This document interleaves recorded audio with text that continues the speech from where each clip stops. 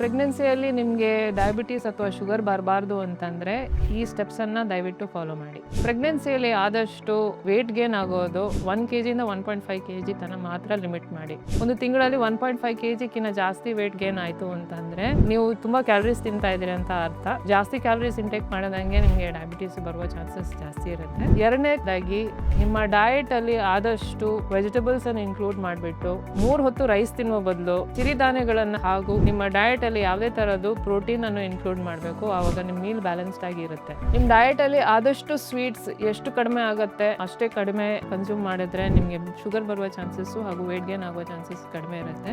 Sweets ಅಲ್ಲಿ sugar ಆಗಲಿ ಅಥವಾ ಬೆಲ್ಲ ಆಗಲಿ ಕ್ಯಾಲರೀಸ್ ಇರೋದ್ರಿಂದ ಆದಷ್ಟು ಕಡಿಮೆ ಯೂಸ್ ಮಾಡ್ಕೊಂಡ್ರೆ ಒಳ್ಳೇದು. ಫ್ರೂಟ್ಸ್ ಅಲ್ಲೂ ತುಂಬಾ ಮಾವಿನ ಹಣ್ಣು ತಿನ್ನೋದು, ತುಂಬಾ ಜಾಕ್ ಫ್ರೂಟ್ ತಿನ್ನೋದು, ಇದು ತುಂಬಾ ಹೈ ಕ್ಯಾಲರಿ ಆಗಿರೋದ್ರಿಂದ ಒಂದೊಂದ್ಸತಿ ಶುಗರ್ ಜಾಸ್ತಿ ಆಗಿಬಿಟ್ಟು ಪ್ರಾಬ್ಲಮ್ಸ್ ಆಗೋ ಚಾನ್ಸಸ್ ಇರುತ್ತೆ. ನಾಲ್ಕನೇದಾಗಿ ಪ್ರತಿ ಮೀಲ್ ಆದ ನಂತರ ಒಂದು 20 to 30 ಮಿನಿಟ್ಸ್ ವಾಕ್ ಮಾಡಿದ್ರೆ ನಿಮಗೆ ಬ್ಲಡ್ ಅಲ್ಲಿ ಬರುವ ಶುಗರ್ ಸ್ಪೈಕ್ ತುಂಬಾ ಮಟ್ಟಿಗೆ ಕಡಿಮೆ ಆಗುತ್ತೆ. ಇದೆಲ್ಲ ಮಾಡಿದ ನಂತರ ನಿಮ್ಗೆ ಶುಗರ್ ಬಂತು ಅಂತಂದ್ರೂ ನಿಮ್ಮ ನಿಯರೆಸ್ಟ್ ಗೈನಕಾಲಜಿಸ್ಟ್ ಅನ್ನ ಮೀಟ್ ಮಾಡಿಬಿಟ್ಟು ಹಾಗೆ ಡಯಾಬಿಟಾಲಜಿಸ್ಟ್ ಅನ್ನ ಕನ್ಸಲ್ಟ್ ಮಾಡಿಬಿಟ್ಟು ಅದಕ್ಕೆ ಸೂಕ್ತವಾಗಿ ಇನ್ಸುಲಿನ್ ಹಾಗೂ ಶುಗರ್ ಕಡಿಮೆ ಮಾಡುವ ಟ್ಯಾಬ್ಲೆಟ್ಸ್ ಅನ್ನ ಹಾಕೊಡ್ತಾರೆ. ಈ ವಿಡಿಯೋನ ಯಾರ್ಯಾರು ಪ್ರೆಗ್ನೆನ್ಸಿ ಪ್ಲಾನ್ ಮಾಡ್ತಾ ಇದ್ದಾರೆ ಎಲ್ಲರಿಗೂ ಶೇರ್ ಮಾಡಿ.